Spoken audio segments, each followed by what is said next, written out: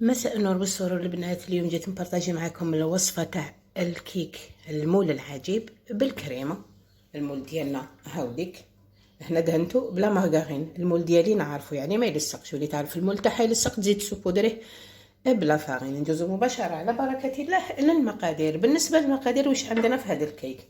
عندنا 4 حبات ولا الدجاج، عندنا كاس غير ربع سكر، وعندنا نص كاس حليب، نص كاس زيت، عندنا قرصه ملح، ملعقه تاع الخل الابيض ولا الاحمر الموجود عندكم في البيت نعتبروه ثمن حسين، عندنا لافاني، عندنا لافارين، وعندنا زوج باكيات تاع خميره الحلوى اي بيكين باودر ولا ليفر شيميك. الوزن يعني تاعها دوك نقول لكم البنات عندنا 10 غرام، يعني عندنا 20 غرام تاع خميره الحلويات. نجوزو مباشره على بركه الله لطريقه التحضير. قبل ما نحضروا الكيك تاعنا ولا المسكوتشو تاعنا نكونوا ديجا شعلنا لا كويزينيير.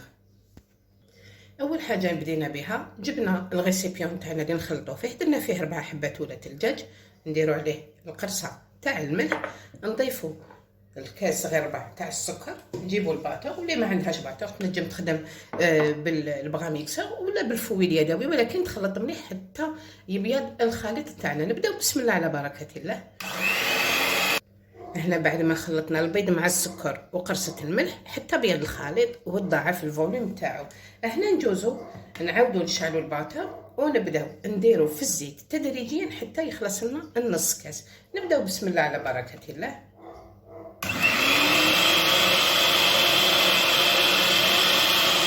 هنا بعد ما تخلط الزيت مع البيض والسكر وقرصة الملح، نسيت ما قلت لكمش على الملحقة تاع المربى اللي راح تدير لكم فرق كبير في الكيك تاعكم.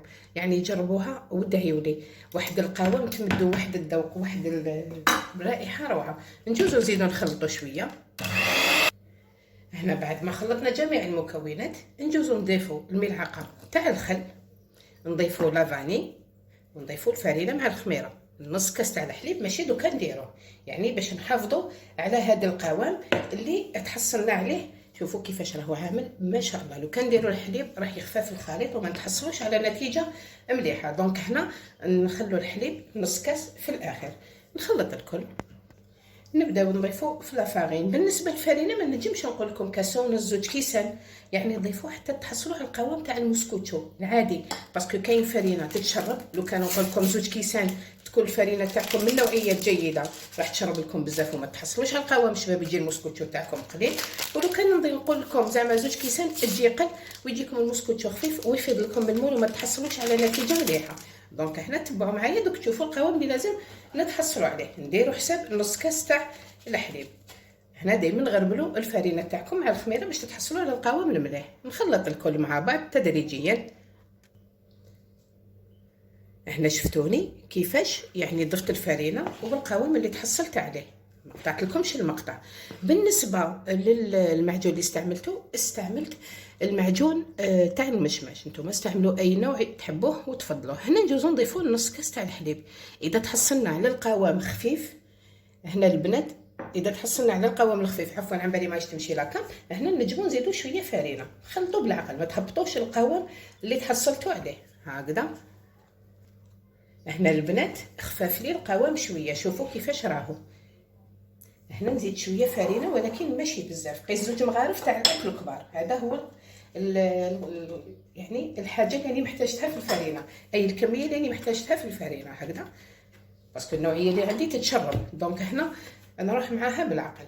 نبداو نخلطوا هكذا بالفوق للتحت هكذا باش ما يهبطليش القوام اللي تحصلت عليه.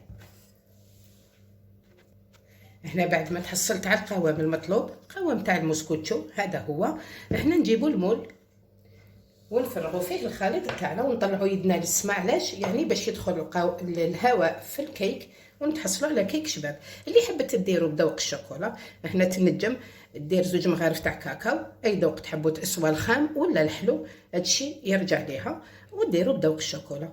ثاني كي ندير الكريمه نقول لكم كيفاش تتحصلوا على ذوق الشوكولا. انا اليوم راح ندير الكريمه تاعي يعني بذوق الليمون.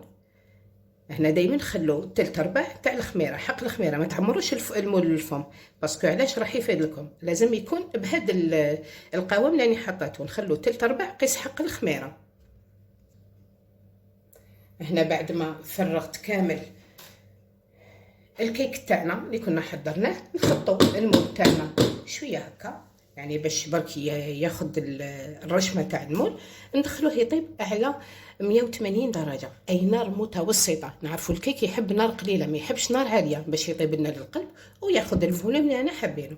نطيبوه وبعد ما يطيب تشوفوه على النتيجه اللي تحصلنا عليها باش نوجدوا الكريمه مع بعض.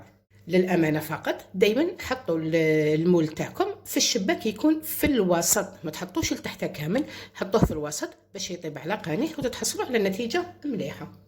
هنا بعد ما قلبت الكيكه ديالي في المول، نجيب هنا شويه معجون ابغيكو ندهنو هنا الاطراف وهي سخونه هكذا، هكذا كامل ساير داير هكذا. ونجوزو نجيبو شويه هنا كاوكاو محمر ومرحي هكا كونكاسي، يعني ماشي رقيق بزاف، ونبداو نديرو هكذا في الاطراف يعني كزينه فقط.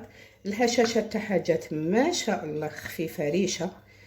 شوفوا البنات السر تاع الكيك في الطياب، تخلوهش يطيب حتى يتنحرق. نكمل كامل هكا ساير داير.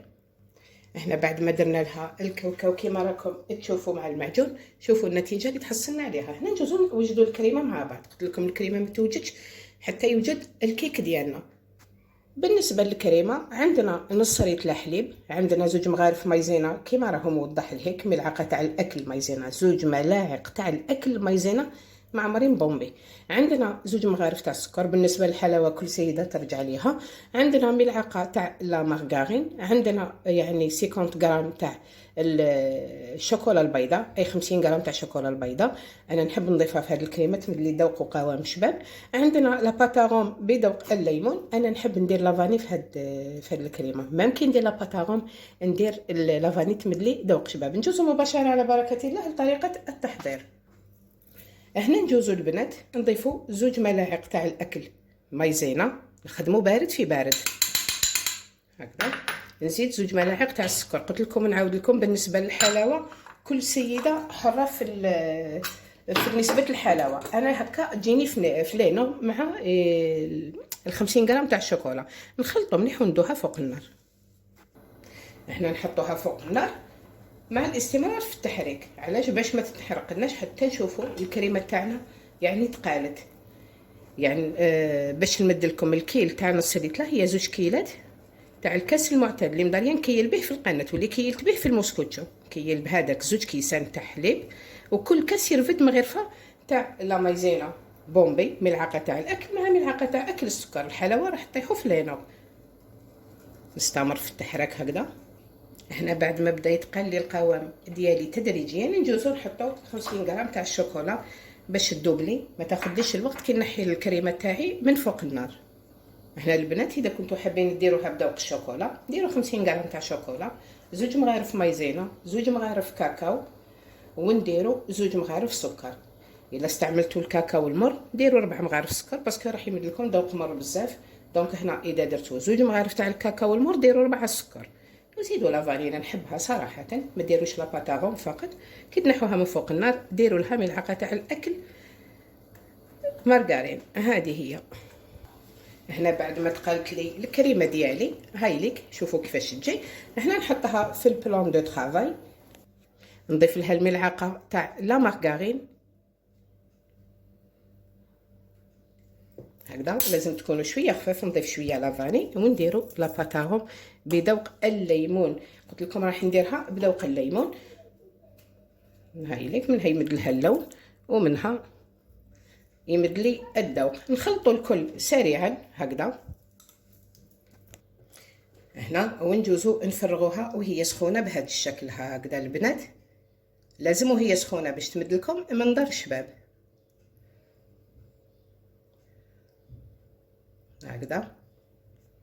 هنا وهي سخونه حركوها هكا يعني باش تسوي روحها فوق الكيكه تاعكم هكذا. شوفوا كيفاش هاو يتسقم السطح. هنا بعد ما شفتوا معايا جميع المراحل زينتها بشرائح تاع الليمون، حبيبه كارز وريقه نعناع باش يكسروا لي هذيك نقولوا اللون تاع الاصفر كي ندير الفاغ والغوش. يعني شوفوا ما شاء الله. نقول لكم استناو نطلعها لكم شويه هنا، ما تقسموهاش حتى تبرد الكريمه البنات باسكو شوفوا الكريمه مازالها سخونه. شوف هنا ندنيها لكم جوست باش تشوفوا كيفاش يعني تحصلت النتيجة اللي تحصلت عليها بعد ما بارطاجيت معكم هذا الوصفة، يعني ما شاء الله تنجموا تمشوا بها ضياف، تنجموا توجدوها يعني هاو قريب ان شاء الله الا كنا ملحين العطلة تاع البخيماغ تاني تنجموا تخدموا لهم هكا زوج ولا ثلاثة، يدوا هاي الاطفال معاهم يفرحوا الزملاء اللي معاهم في القسم. ريحتها تحفة، بنتها يعني مضارية نديرها ونعرف البنة تاعها ما شاء الله معتدلة في الحلاوة، ذوق ولا أروع. نقولكم جربوها ما راحش تندموا عليها. انتظروني في الوصفة عفوا الجاية. صحة قهوتكم، تهلاو في رواحتكم. سلام سلام.